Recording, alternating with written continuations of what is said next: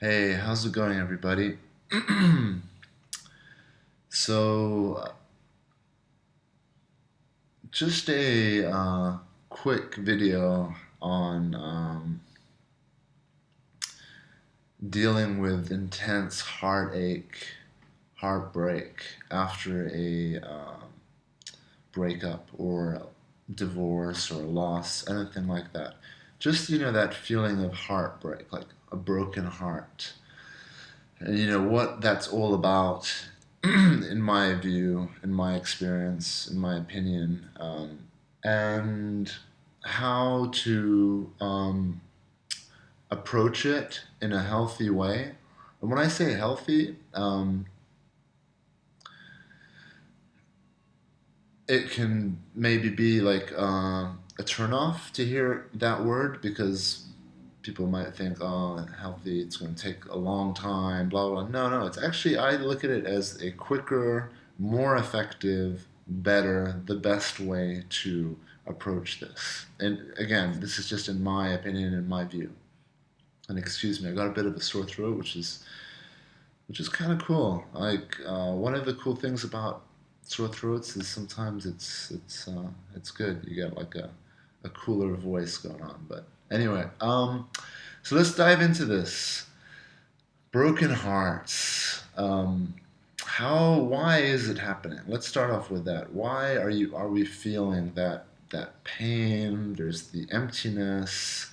There is there's just this pain. Like, I guess it will manifest differently with different people, but for me, the way that it first felt was just like a pain, a tightness. I had issues breathing. Um, and then there's this emptiness. There's a hole, okay? And this is what I want to talk about mostly today, is this hole that's left. So, with one of my coaching clients recently, I was talking about this and explaining about the whole. And the way that, you know, I see this working is that, we hear people talk about self love, yeah? And, self love is basically self attention, self focus. You'll hear, like, if you follow MMA fighters or fighters in general, they will always be focused on themselves. People will say, "Hey, what's your strategy to fight this person? Like, what do you think, of his skills or her skills as opposed to yours?" And the best fighters will always be like, "I'm just going to be focusing on what I'm going to do. I'm not really thinking so much about my opponent. I'm going to just be the best me that I can be." And a lot of really great fighters will train that way as well, rather than training too much to, um, tailor their training towards their opponent. They will be just focusing on themselves and sharpening every aspect of their game, their martial arts game. And that's another way to explain self love. It's basically when um, we all have tried to imagine this big circle, this hole in us, okay? And we can fill that hole with a lot of different things. Now, let's say I'm a happy person, I'm whole, I feel great, and in my life, this big round circular hole, let's say 40% of it is my work, 30% of it is stuff like food, drinks, whatever. And then another chunk of it will be like sports, jujitsu, martial arts. And then another chunk of it will be, something else. So it's like your happiness hole, okay? Without sounding too dirty if you're female, but anyway, so you've got this hole, yeah, and you can basically, it can consist of anything that you decide to put in there, and it will keep you happy. It will keep you feeling whole. It will keep you feeling fulfilled. Someone once, actually recently, a month ago, said something really cool to me at the gym. They said there's a difference between um, feeling of contentment, satisfaction, and the feeling of I think it was like being happy or something. I'm forgetting it now, but basically there's one is a long-lasting feeling of just feeling content and good and whole and just just that good feeling where you feel good, and it lasts a long time. And then the other feeling is like stuff that entertains you very briefly, okay, and then you feel empty once it's gone. So it's like a very short high followed by emptiness, depression, whatever, yeah? So when we fill up this hole within us, it's important to fill it up with things that happen on a consistent basis, yeah? Like, it could be work, it could be you're going to the gym, it could be your diet, things that you're going to be doing every day consistently. And then that way you can keep your happiness, manage your wholeness, and manage your self love and your self focus. And the more stuff that's in this hole that has to do with yourself,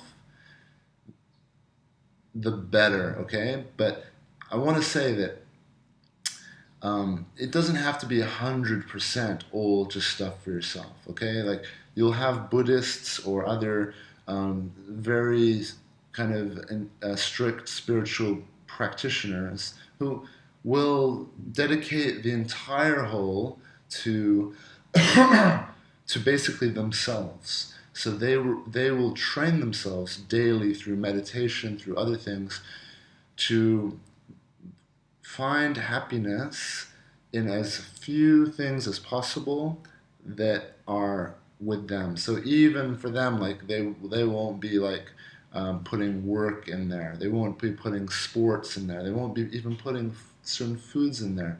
It's going to be about just them being alive. Okay? And it's extremely powerful if you can do that. And I don't think that it needs to be 100%. I think that's a bit extreme for the world that we live in. But even if it's just 5% of that level, that intensity going into your, the circle, the whole, then it's so powerful and energizing. And I do it myself, and I recommend it to anyone else out there. So let's talk about why we feel brokenhearted, why we feel the heartbreak and that pain and all of that. Yeah, it's because let's say you're a happy person, you've got your life all together. I was there. I had that going on, and then you meet someone that you spend time with. Let's say a relationship. You get into a relationship, and then after months and months and months, you start getting closer. And I always talk about, you know, doesn't matter who you're with. You can fall in love with anyone or anything as long as you spend enough time with them.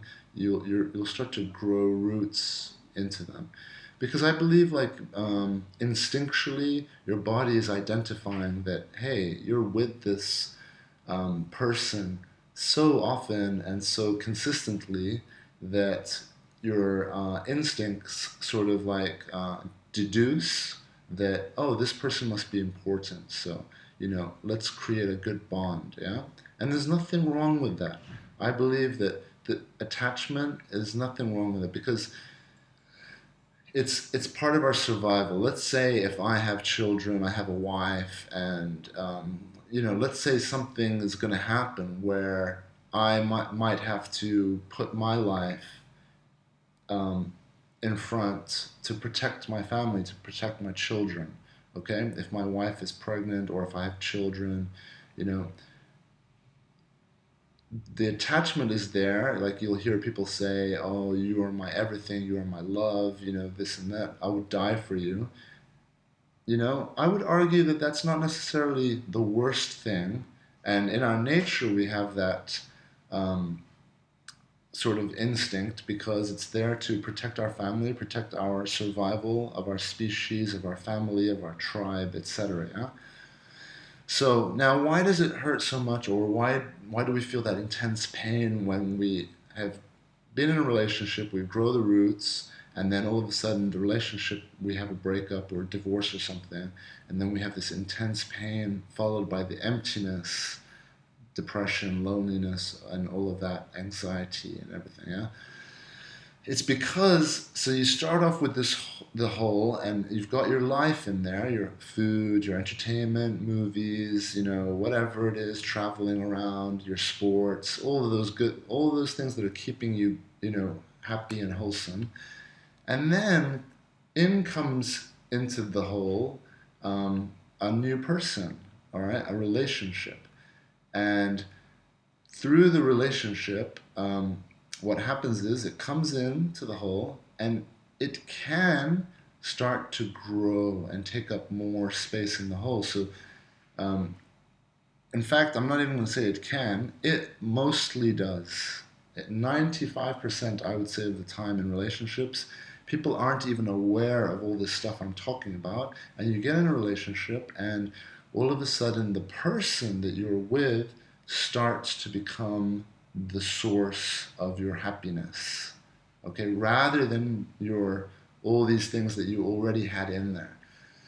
So this person starts to take more and more and more of your room, and let's say if you had 100% of the whole there, this person can start to take 20% over time, then 30%, then 40%, and then after 40%, it starts to, in my opinion, you start to go into critical, dangerous territory of losing yourself, or in other words, losing your self-love. Yeah, because, and this is why we sometimes feel like we've lost ourselves after a breakup. We feel like we've lost ourselves, or sometimes in a relationship, we will feel that we've lost ourselves. We feel alone in a relationship.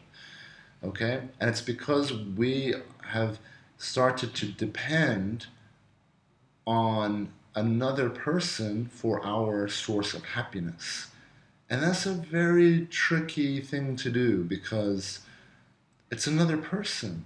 They're going to be doing their thing. They're going to be, you can't control another person. Things like your food, your sports, your work, all of, they're more within the realm of your control, okay? But when it comes to another person, you can't control another person. So that person can just turn around one day and be like, I'm out of here. And then boom, you are now left with 50% of like the stuff that you do to keep yourself happy, but now there's a 50% vacuum, right? Emptiness, where your ex or the previous relationship had been providing you with that wholeness and happiness, etc., etc. Yeah. So this is why I personally believe that you should always, even if you're in a relationship, be nurturing your own self love and attention. And I think that you should have about 60% always of your own thing going on in your life. Even if you're in a relationship, even if you're in a marriage, don't let it go under 60%. And the person that I was coaching asked me, well, how do you know like what percentage level that you're at? And the way that I would say it is that if you aren't able to be happy on your own, like let's say there are relationships where people will be stuck to each other constantly, or one person's stuck to the other person more, and I don't think this is healthy. Like I think a healthy relationship needs a lot of space, not a crazy amount of space, but it needs a healthy amount of space and distance. I think it's healthy to have one day in the week apart from each other as space, just so that we miss each other, I think it's healthy to like once a year, like to go on a vacation on your own. Like, you can go for yourself, and that person you're in a relationship with can go off on their own as well. All right, there has to be trust in relationships. Otherwise, you can't just be with someone 100% just because you're afraid that you might lose them. No, that's not cool. There has to be space. You have to have the ability to be on your own and be happy on your own. At least for one day in the week. At least for a week in the year. Um, and I would even go as far, but this is just personal to me. I wouldn't recommend this, but this is just for myself. Is I would go as far as to say having your own rooms, and if you live in an apartment or a house, having your own rooms where you have your own personal space.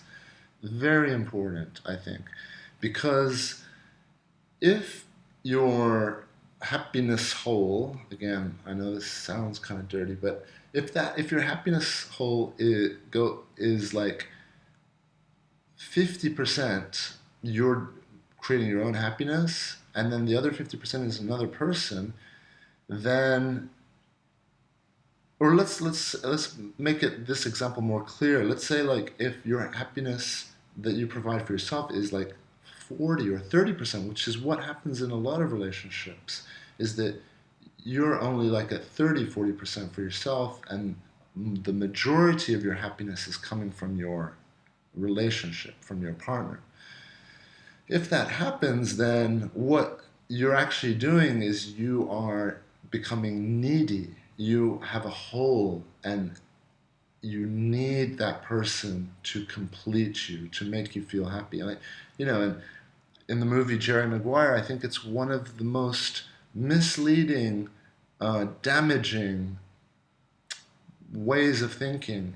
Personally, this is how I see it. Where you say, like, you complete me, like, no, you should be strong enough on your own, and then yes, the other person can complement and support and join and I guess complete you, but it shouldn't be like I'm half and you're half. Let's get together and make a whole. No, it should be that you're strong, and you know, in love with yourself and happy in life, and you're strong and happy in life, and let's join our forces and create happiness together. But it should be like this, yeah, two people living like this. It shouldn't be, two people like needing from each other, like, oh, I need it. It should be going forward together, not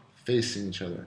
Okay, and needing from each other, because that's when we will have problems. That's when we start to get depressed and lonely, because we start to our expectations start to become greater. We're like, why aren't you here? Why aren't you there? Why aren't you texting me? Why aren't you writing to me? Where are you right now? This is where mistrust and fear and insecurity comes, because think about it. If the majority of your happiness is coming from another person, you're bound to have some sort of insecurity, because it's natural.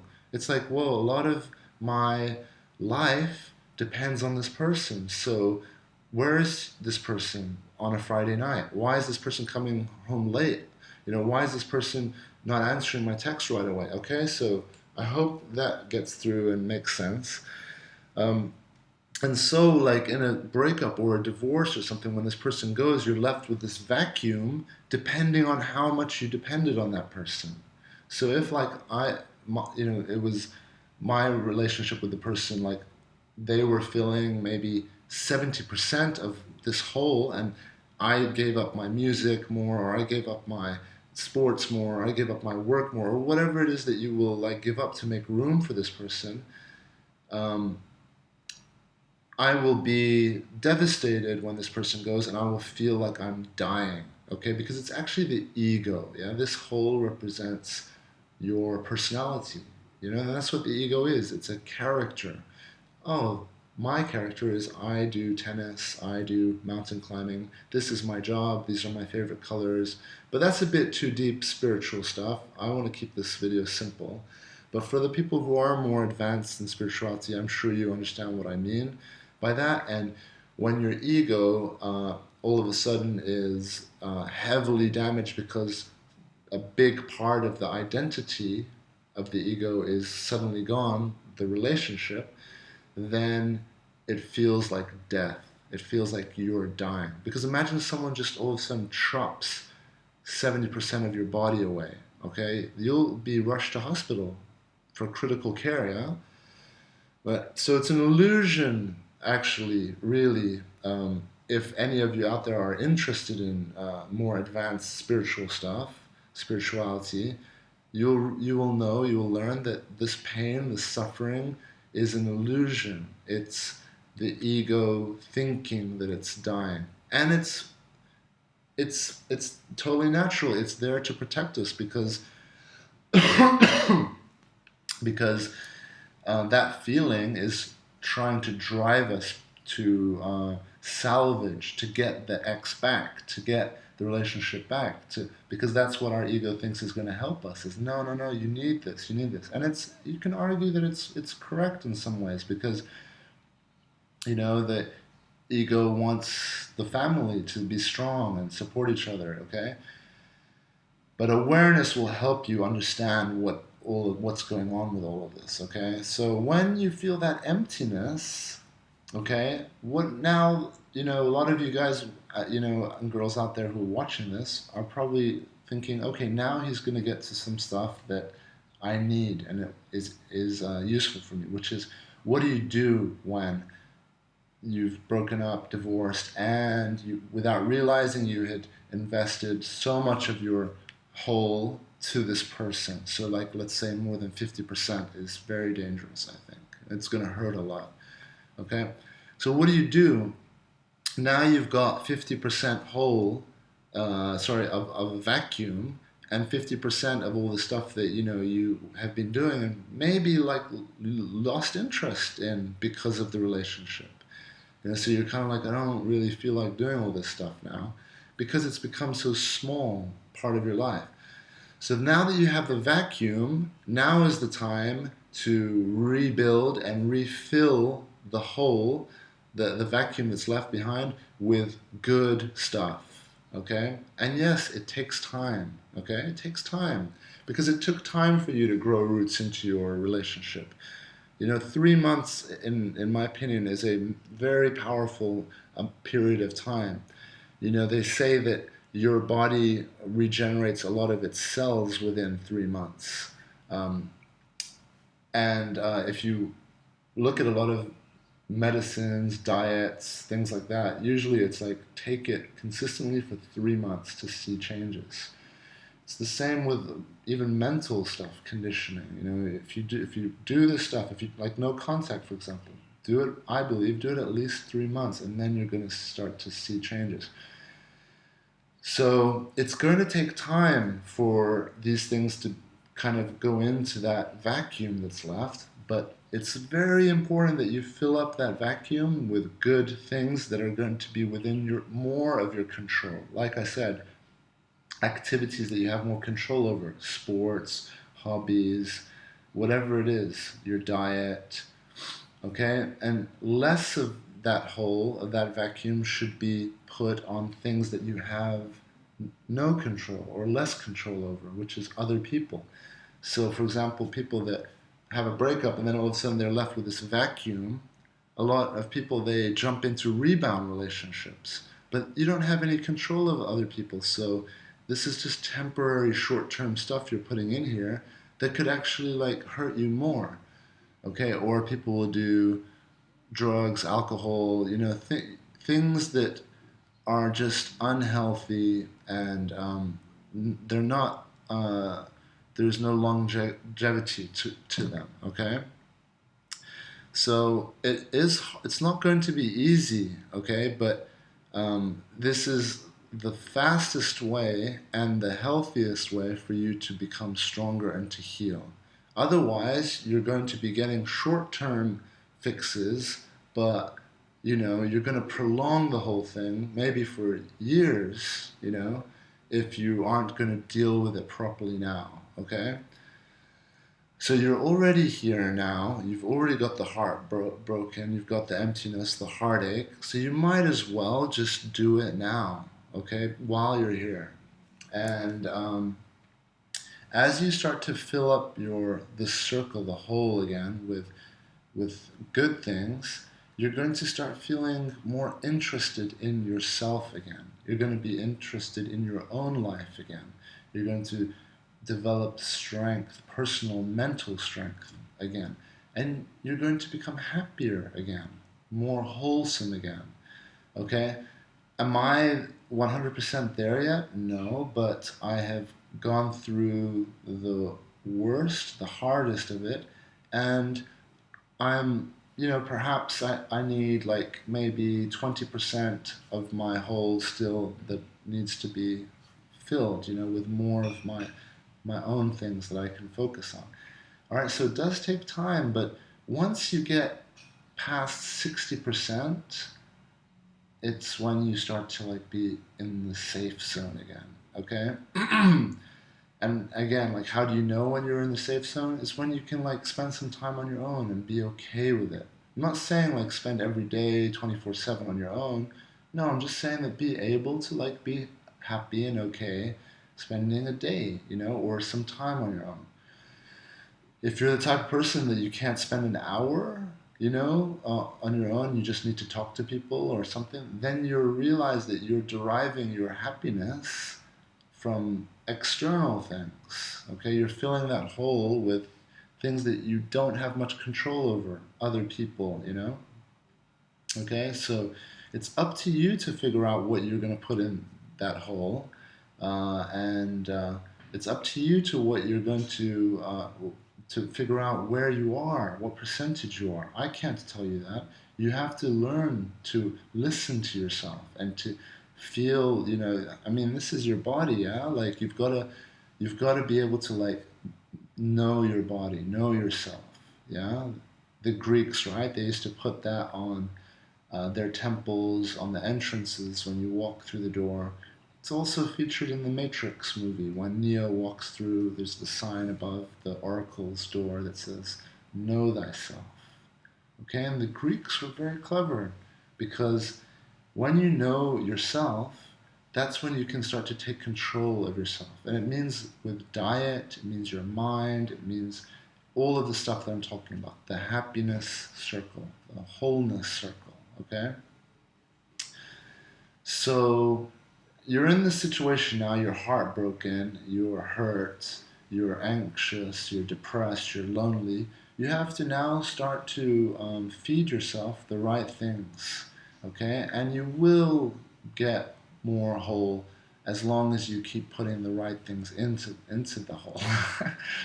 All right. So this has been kind of like a good, solid, important video of teachings, but also kind of dirty, yeah. Because yeah, I got a little bit of a dirty mind. It's natural. It's fine. All right, people. So I hope this helps. If you have any questions, ask me down below. And if you do have this tightness in your heart, in your chest, in your like a heartbroken pain here, I had it too. And when I had it, I was worried because I'd never had that in my life before, and I had very good friends, close friends of mine, who had told me that they've been living with it for years since their breakup. And I was so worried that I'm going to have this now for the rest of my life. But I only had it for about 4 or 5 months. And it actually dissolved and it opened up. And the day that it opened up, I thought that like I had become enlightened or something. It's not enlightenment. All it is that, and that's this. I'm going to do a video on enlightenment as well. And this is what I believe enlightenment is. Enlightenment is just entering a new level. I mean, this is part of enlightenment. There's two parts I see enlightenment as being, and one major part of it is accepting and becoming more at ease with yourself. And when you do that, you release physical tension, okay? Because your body is controlled by your mind. I am a huge believer in you can make yourself sick with disease, you can heal yourself. I mean, the placebo effect is an incredible topic that people do not talk about enough. Scientists aren't studying it enough. But the placebo effect, if you aren't familiar with it, it's where you have a sugar pill. Basically, it's a pill that just all is in there is just sugar. And what they did tests with is that they would give this pill, which is just all it is sugar in there, no medicine, and they'd give it to patients and they'd say, as a last resort, sometimes doctors would give this to a patient and they would say, This is a brand new medication that is having incredible results, 95% results, and you're lucky, and we're going to let you have this pill. And basically, people would take the pill, the placebo, and because they 100% at a core subconscious level believed this was going to heal them, they will become healed, or that this would help them. Okay, and it's miraculous, and it's just one of the most powerful evidences of the power of our mind and our belief. Okay. I hope this video isn't going to be lagging. I can kind of see that my mouth isn't in sync with the audio, but doctors themselves are a placebo, because when you go into a doctor's office, especially back in the day, nowadays not so much. Nowadays everyone goes online and figures out what's wrong with them. But back in the day, 20 years ago and before and prior, you'd go into an office and you'd think this guy knows everything, and he's got this coat on, he's got all these like cool gadgets, and your doctor will tell you what you need to do to get better, and you will believe it. Okay, so the doctor himself or herself is also a placebo effect. So your beliefs are super important. You can control your health. You can control your happiness, and we are extremely, extremely powerful beings. So, yeah, excuse me, I lost my train of thought a little bit there. I'm a bit sick. I'm a bit ill, so I'm not feeling the sharpest that I have been. But yeah, so this feeling that when I relieved this heartache, this tension, and it just dissolved and melted away. It's because your body is. It's kind of like like if you have a puppet with the strings and you're controlling the puppet with your strings. This is your mind, and the puppet is your body, and the strings are like the nerves, all the nerves that connects your mind to your body. So mentally, for me, I had a breakthrough, and it just happened through the work that I tell you guys about, like what to do, just to journal, to do your gratefuls, to continue to work on your self-focus, self-attention. And the day that this happened for me was I had gotten to a place of like more mental strength after about 4 months into my breakup, where I started to really like not care what people think, but in a good way. It was not like I was trying to uh, ignore what people think or ignore what people are doing, but it was more of a I'm going to focus on myself and what I want to do. And I started to apply that when I was in public. And like, for example, where I would normally be with my friends or family and be really attentive and, kind of like thinking of them or what they're thinking, what they're doing, I was just doing what I wanted to do. And I was like, I'm going to just do what I'm going to do. If I don't want to listen, if I'm bored, I'm just not going to listen, And then I was just driving, and it happened while I was driving. Like, it just, this amazing release.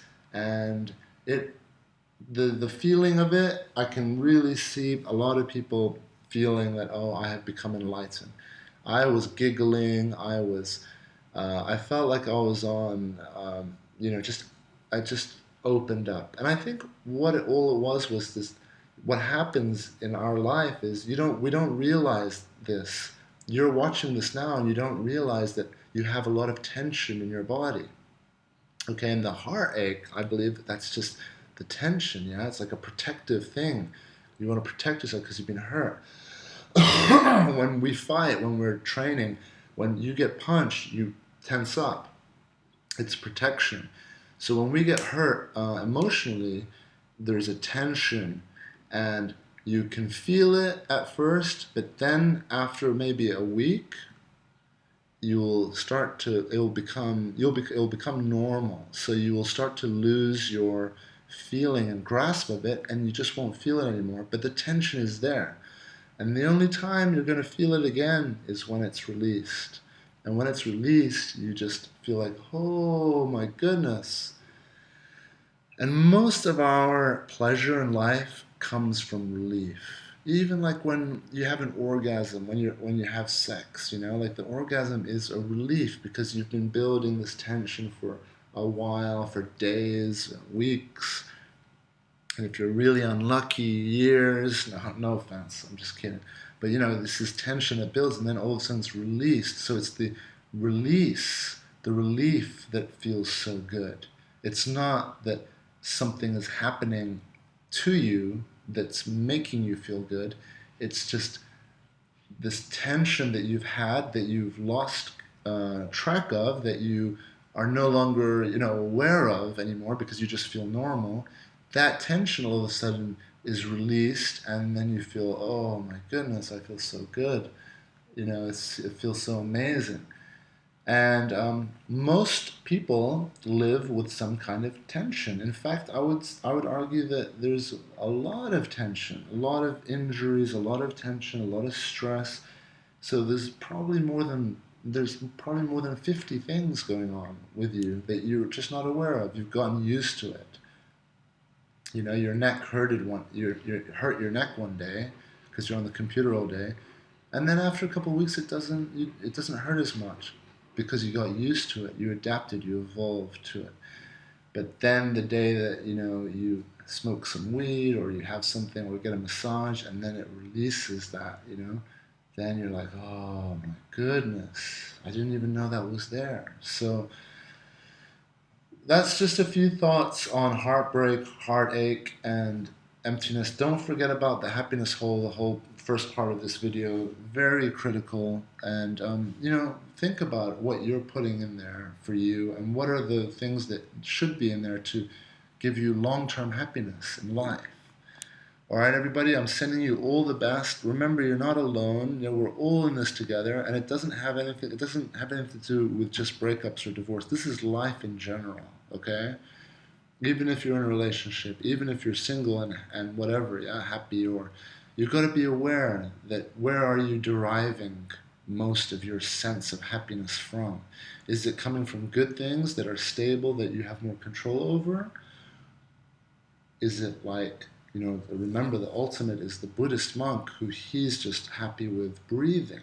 That to him is everything. He's like filling his whole hole with just, I am happy with breathing, sitting, and water, and food with no salt. And, I don't think we need to do that. That's too extreme. Balance is important. Because think about a Buddhist, with his family, and I think a lot of them don't even have children and stuff, but, so how's reproduction going to happen there? But, is a very spirit, is Osho, I was thinking about this yesterday. Osho, if he had a wife and kids and all of this, and someone pointed a gun, at his child and said, I'm going to shoot your kid, Osho would probably be like, and then boom, his kid would get killed or something. Or I was thinking of Sadhguru, who's another spiritual teacher. He'd probably just sit there and just, allow it to happen because, he's so at one and at peace and accepting with everything that is. I think that's extreme, okay? So balance is important. I'm going to wrap this up now. Another quick video turned into another 40-minute video. So sending everybody out there the best. If you have questions, post them down below. I do private coaching now, personal coaching. So if you're interested in information on it, on my rates and all of that, I'm actually pretty damn low cost and affordable. So hit me up with an email and I'll send you info on that if you're interested. Okay? So talk to you guys soon, and yeah, have a great day, and sending you all the best.